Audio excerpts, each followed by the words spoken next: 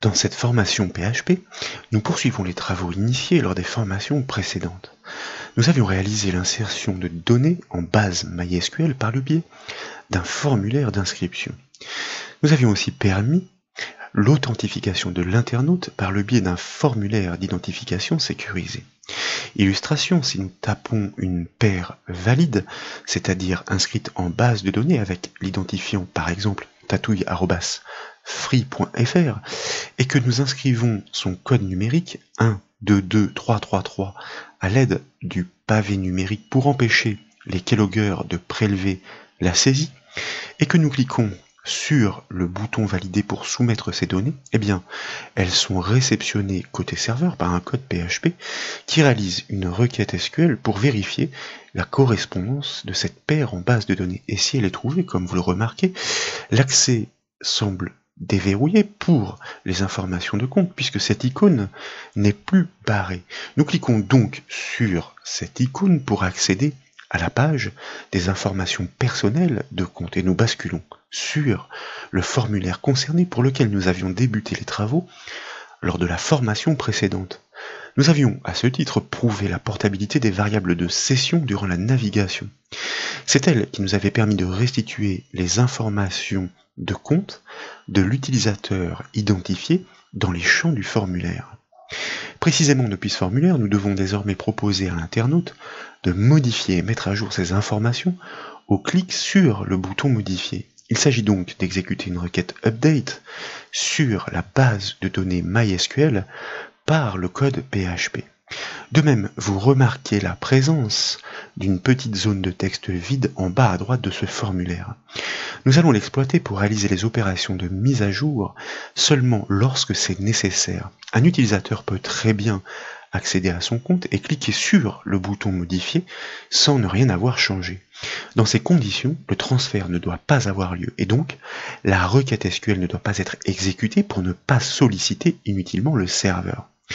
Si vous cliquez dans une zone de saisie comme par exemple celle du prénom Laurie que nous modifions en Laura et que nous cliquons sur le formulaire pour lui rendre le focus, eh bien vous remarquez apparaître l'inscription de la mention OK dans cette petite zone de test.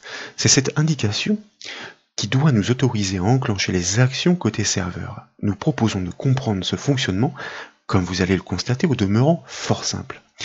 Comme toujours, les sources sont proposées au téléchargement depuis le site bombache.fr et comme vous le remarquez, la décompression propose de nombreuses sources accompagnées des ressources externes dans les sous-dossiers, dont la petite base de données dans le sous-dossier BDD. Il est nécessaire de l'importer si vous n'avez pas suivi les formations précédentes et il s'agira ensuite de configurer le compte utilisateur selon les informations renfermées dans le fichier commun ouvrir.php avec notamment le nom d'utilisateur ainsi que le mot de passe qui lui est associé.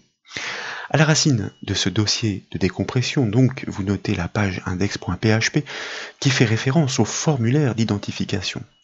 La page compte.php est celle qui nous concerne pour le développement à venir. C'est elle qui restitue les informations de compte selon l'état de session créé depuis la page identification. Nous proposons d'accéder à son compte par clic droit et dans le menu contextuel, nous choisissons de l'ouvrir avec un éditeur comme le Notepad++. Nous proposons d'accéder au formulaire de cette page web située à partir de la ligne 93 pour un éditeur Notepad++. Il encapsule l'ensemble des contrôles, les zones de saisie, les inputs type texte et vous remarquez que chacun d'entre eux est associé en bout de balise à un événement onChange qui déclenche une fonction JavaScript qui se nomme état. Cet événement est forcément détecté lorsqu'une modification est décelée dans la zone concernée, celle qui porte l'événement en question. Et dans ce cas, nous appelons donc cette fonction. Cette fonction, vous allez le voir, est inscrite un peu plus haut dans la section de script, comme vous le remarquez. Cette fonction état, donc, elle se contente tout simplement de basculer le contenu, propriété value, de cette zone de saisie sur l'indicateur OK dès lors qu'elle est appelée, dès lors donc qu'une modification est effectivement décelée. Nous devons la masquer, cette zone de saisie, car elle est présente seulement à des fins d'optimisation en termes de développement. Comme nous le disions, elle est donc située tout à fait en bas du formulaire. Il s'agit, pour ce faire, dans sa propriété style, il s'agit d'un attribut CSS, eh bien, de caler son attribut visibility sur 2 points hidden selon la syntaxe des styles en CSS. Donc, je vous propose d'enregistrer les modifications, de basculer sur le navigateur et de rafraîchir la page à l'aide de la touche F5 du clavier. Comme vous le constatez, le contrôle a effectivement disparu. Il est pourtant bien présent, mais invisible. Et cet état n'empêche pas le code d'accéder à ses propriétés comme celles de son contenu. Cependant, à ce stade, si nous soumettons le formulaire en cliquant sur le bouton modifier sans opérer la moindre modification, et bien vous constatez que le postback est généré. Certes, le formulaire est conforme puisque nous avons restitué ces données issues de la base de données. Les fonctions JavaScript de contrôle de validité en attestent. Nous devons donc ajouter une contrainte supplémentaire sur le contenu de la zone d'identifiant attest dans notre fonction envoyée qui, comme vous le remarquez, donc à partir de la ligne 45 pour un éditeur Notepad, fait bien un test recoupé sur l'ensemble des champs par le biais de variables booléennes qui consiste à vérifier que chacune des saisies est bien conforme. Et dans ce cas, à ce moment-là, la soumission est opérée par la méthode submit du contrôle HTML du formulaire. Sauf que, effectivement, désormais, nous devons ajouter une contrainte supplémentaire, comme nous le disions, sur le contenu de cette zone attest. Et pour ce faire, nous devons ajouter cette contrainte dans les critères recoupés de l'instruction conditionnelle, sans oublier donc le double et commercial pour recouper de façon exclusive l'ensemble des critères et de changer le symbole de l'affectation par le symbole de l'égalité, 2 fois le symbole égal, pour vérifier que le contenu de la zone attest, à laquelle nous accédons comme toujours en JavaScript par la méthode getElementById de l'objet document, vaut bien OK. Si elle vaut OK, comme nous l'avons démontré, cela signifie que une modification a été détectée. Et donc, dans ce cas, et si toutes les autres saisies sont conformes, à ce moment-là, effectivement, nous pouvons soumettre le formulaire. Je vous propose d'enregistrer les modifications, de revenir sur le navigateur web pour lequel nous allons recharger la page en validant depuis sa barre d'adresse. Je n'aurais pas dû supprimer l'extension puisque de fait nous revenons sur la page d'identification, mais qu'à cela ne tienne, nous allons recliquer sur l'icône en bas. Pourquoi nous ne l'avons pas rafraîchi? Eh bien parce que précédemment, nous avions tout simplement généré un postback. Tiens, tant qu'à faire, avant de tester, je vous propose que nous mettions à jour dans le else de cette instruction conditionnelle, c'est-à-dire lorsque le formulaire ne peut pas être soumis, le petit message qui jusqu'alors consistait à indiquer que le formulaire n'était pas complet, ou bien, nous pourrions dire, aucune modification n'a été détectée. Et ainsi, ce sera plus clair pour l'internaute. N'a été détecté. Autant que, effectivement, les indications permettent d'aiguiller l'internaute pour qu'il sache quelles modifications ou quelles actions il doit entreprendre. Donc, nous modifions ou adaptons le message, le formulaire n'est pas complet ou aucune modification n'a été détectée. De fait, nous pouvons enregistrer les modifications, revenir sur notre formulaire que nous pouvons désormais rafraîchir, et nous cliquons sans opérer la moindre modification sur le bouton modifier. Et contrairement à tout à l'heure, vous constatez que cette fois-ci, le message apparaît bien dans le cadre supérieur où aucune modification n'a été détectée. C'est le cas en effet, puisque le contrôle attest n'a pas été rempli de cette petite indication qui est utilisée en test multicritère de l'instruction conditionnelle if. De fait, la soumission méthode submit n'est pas déclenchée. En revanche, si nous réalisons une modification, Lori en Laura, et que nous cliquons sur modifier, constatez que cette fois-ci, la route n'est plus barrée, les données ont été transmises au serveur avec succès. Puisque la maîtrise du transfert de ces informations est maintenant assurée, nous devons dans un premier temps établir le code PHP pour les réceptionner. Nous revenons donc dans le code de notre page compte.php. La mise à jour doit intervenir avant la restitution des données pour que les informations soient proposées avec les modifications réalisées. Et cette mise à jour s'opère par cette instruction conditionnelle qui consistait à vérifier l'état de session, s'il était bien présent, à ce moment-là, nous récupérions toutes les informations correspondantes sur cette valeur de clé primaire pour la restituer dans les champs. Ok, mais désormais si une modification est opérée, eh bien elle doit intervenir après pour restituer cette modification. Et donc, nous pouvons d'ailleurs couper, vous voyez le code qui est situé juste en dessous, qui est issu du formulaire d'inscription. Il s'agira de l'adapter en ce qui concerne notamment sa requête SQL, qui n'est plus une requête d'insertion dans la base de données, mais une requête de mise à jour, soit une requête update. Et nous allons le coller juste au-dessus, donc. Nous conservons effectivement le contrôle unique d'existence sur le champ d'attribut name non. Nous conservons toutes les déclarations. Nous allons déjà supprimer les commentaires. Nous conservons toutes les déclarations, comme je vous le disais, de variables. Souvenez-vous, la fonction php @slashes permet d'ajouter un caractère d'échappement, l'anti-slash en l'occurrence, devant chaque caractère problématique pour l'insertion en base de données, comme l'apostrophe par exemple. Et puis, il y a la fonction UTF-8 décode que nous avions exploitée pour être en conformité avec l'interclassement défini dans la base de données. Comme je vous le disais, donc, toutes ces déclarations sont correctes puisqu'elles consistent à récupérer dans les variables respectives les informations qui ont été saisies, potentiellement modifiées dans les contrôles du formulaire. Ce que nous devons faire désormais, c'est adapter notre requête SQL qui n'est plus une requête insert into, mais comme nous l'avions appris notamment avec Access, une requête update. Update qui est effectivement l'instruction, la clause, qui doit être suivie du nom de la table à modifier et de l'instruction set pour annoncer l'énumération de tous les champs qu'il va convenir de mettre à jour. Et ici donc, eh bien, les uns après les autres, il s'agit de faire l'égalité entre le champ issu de la base de données et la variable issue du formulaire. Donc, nous n'oublions pas les simples cotes qui doivent encadrer ces informations, car je vous rappelle qu'il s'agit d'informations textuelles. L'égalité, bien entendu, égale à, et vous voyez qu'ici je me permets tout simplement de recopier des fragments d'instructions que nous avions mis en place. Il s'agira ensuite de purger ce qui dépasse. Nous devons aussi vérifier dans l'énumération, virgule, l'égalité sur le champ nom. Nous collons donc notre partie dynamique, simple cote, de part et d'autre pour encadrer cette variable dynamique sur le nom, les doubles cotes pour briser la chaîne statique et poursuivre avec la chaîne dynamique. Nous faisons de même dans l'ordre, puisque ces champs sont bien proposés dans le même ordre que précédemment, pour vérifier l'égalité sur le champ prénom, et puis l'égalité sur la date de naissance avec les noms de variable que nous n'avons pas changé. Ainsi, c'est suffisamment confortable pour répliquer ces instructions afin d'adapter la syntaxe de la requête SQL qui devient cette fois-ci une requête mise à jour.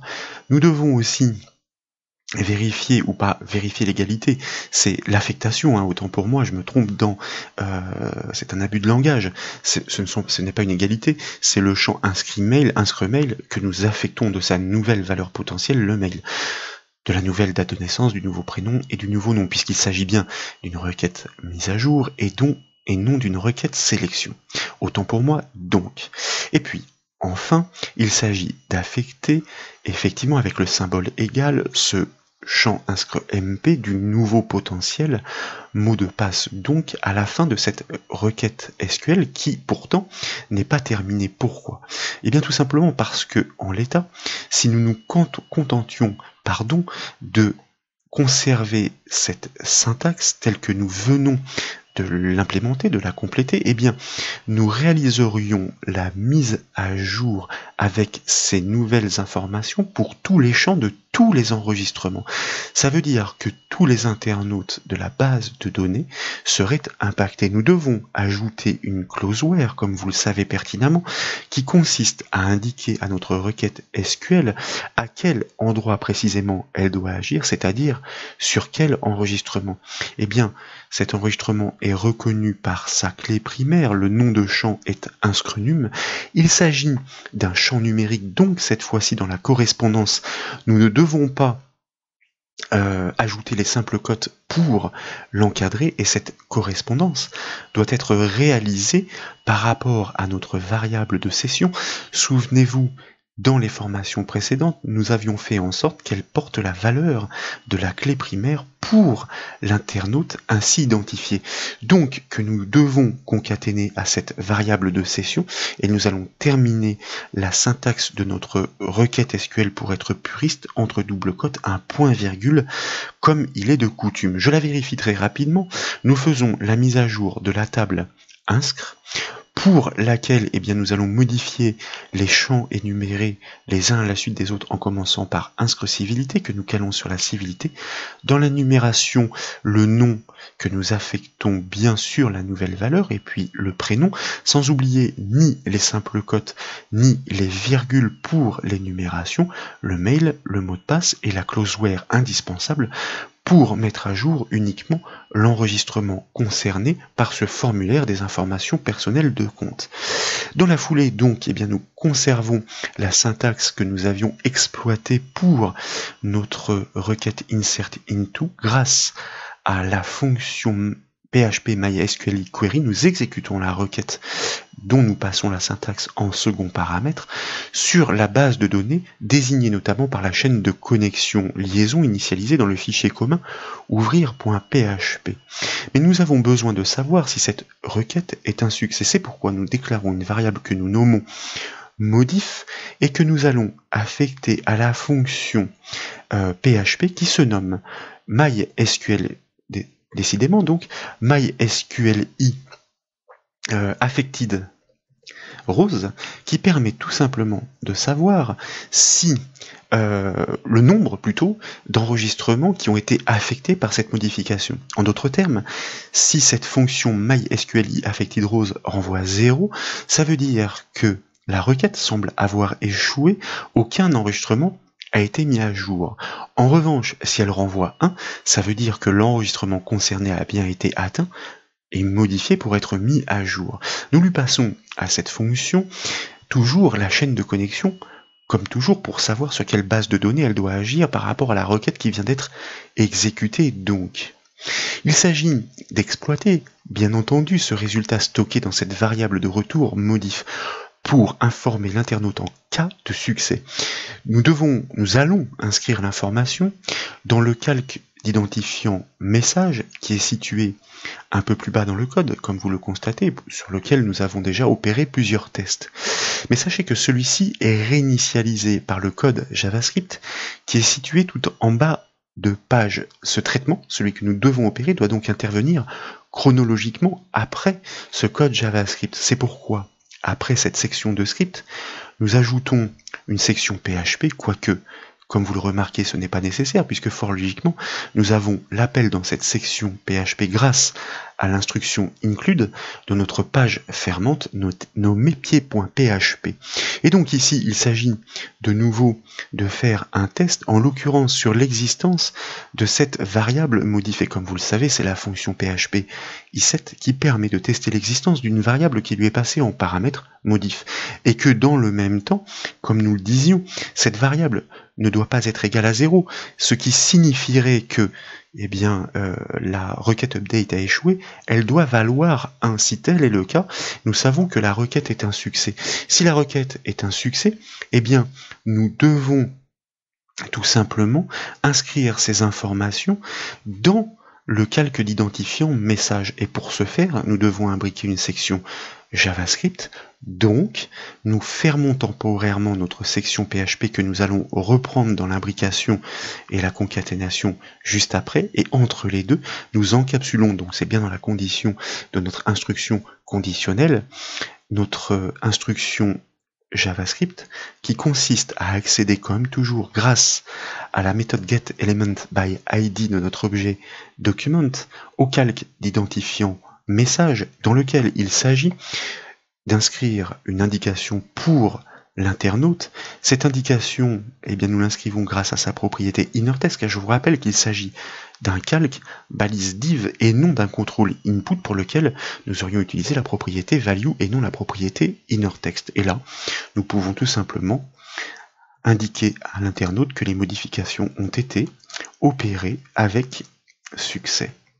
Qu'en est-il donc si nous devions tester ce code à ce stade? Nous avons bien donc notre instruction JavaScript qui est encapsulée. Vous voyez que je manque à tous mes devoirs car je ne peux pas écrire dans le flux un code JavaScript sans l'annoncer par sa section script. Je veux aller trop vite en même temps que je commente le code et que je le écris. Bien entendu, et d'ailleurs la couleur de cette instruction était très révélatrice dans la mesure où elle n'était pas conforme. Ça va mieux. Effectivement, c'est un code JavaScript qui est déclenché par cette instruction conditionnelle PHP grâce à l'imbrication que nous réalisons ici. Donc il ne fallait surtout pas oublier cette déclaration de section. Je vous propose d'enregistrer les modifications, de revenir sur notre navigateur web, de recharger la page en validant sa barre d'adresse. Comme toujours, si nous cliquons sur le bouton modifier, comme nous n'avons opéré aucune modification, eh bien le post-back n'est pas déclenché. En revanche, si nous modifions par exemple le prénom et que nous cliquons sur le bouton modifier, vous constatez que nous avons en retour le message qui semble confirmer que les modifications ont bien eu lieu. Nous en sommes même certains puisque dans la chronologie du code tel que nous l'avons proposé, je vous rappelle que ici nous réalisons l'update, c'est-à-dire la mise à jour grâce à cette requête update, et ensuite nous rechargeons les informations que nous allons récupérer dans la base de données telles qu'elles ont été modifiées. Et comme vous le remarquez, après le rechargement, nous avons bien le prénom Laura à la place du prénom d'origine Laurie. Et si nous en doutions, eh bien, il suffirait depuis l'interface d'EasyPHP d'accéder en cliquant sur le bouton Open du module MySQL à l'interface PHP-MyAdmin. Nous déployons l'affichage de notre base de données et de sa table pour constater effectivement que nous avons bien Laura à la place de Laurie.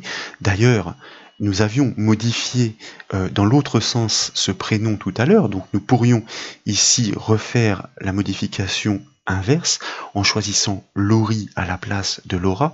Qu'en est-il dans notre base de données si nous la rafraîchissons en la rafraîchissant avec la touche F5 du clavier par exemple, eh bien vous constatez que les données se mettent effectivement à jour puisque nous étions sur un écran figé, donc en mémoire, et que les modifications ont bien été opérées dans la base de données grâce à cette requête update, ma foi, optimisée, puisque je vous rappelle que le code serveur n'est déclenché que si une modification a bien été décelée. Voilà donc pour cette formation consistant à démontrer comment mettre à jour les informations de base de données par requête SQL update exécutée par le code serveur PHP. J'espère que cette vidéo vous a plu. Si c'est le cas, comme toujours, je compte sur vous pour mettre un petit j'aime. Et comme vous le savez, vous pouvez retrouver toutes les autres formations sur le site bombache.fr. Je vous remercie.